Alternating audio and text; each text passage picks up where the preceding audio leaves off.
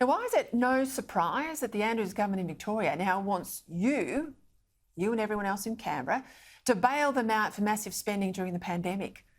The world's most locked-down city of Melbourne now expects taxpayers around the country in Sydney, Brisbane and elsewhere to allocate money that should be spent there to be thrown at Victoria to try and cover up the budget crisis that could very well see Victoria face yet another devastating credit downgrade.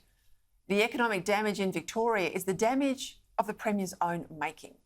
The endless lockdowns ordered by Daniel Andrews for much of 2020 and 2021, 6 of them in total, we now know, of course, driven by secret polling to gauge his own personal ratings as much as they ever were about health advice.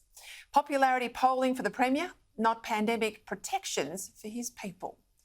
And you've got to wonder where all the billions went, don't you? There was money spent. Well, where did it go, Premier? Because it wasn't the Victorian government paying the workers to stay at home. That was JobKeeper and JobSeeker payments from Canberra, not Spring Street. If Daniel Andrews is having trouble paying public servant wages in Victoria, he needs to wear it. It's not Canberra's fault the public service numbers have exploded in Victoria. The Premier's private office, just to give you one example, is almost twice the size of the Prime Minister's office. Now, it's not Canberra's fault that Victoria's debt is soon going to exceed the combined debt of New South Wales, Queensland and Tasmania. It's not Canberra's fault that very many Victorian public servants are still largely working from home, regardless of this impact on productivity.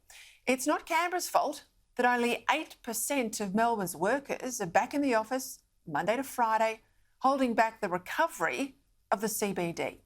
It's not Canberra's fault either that Andrews is looking at paying public servants a full 5-day wage to work just 4.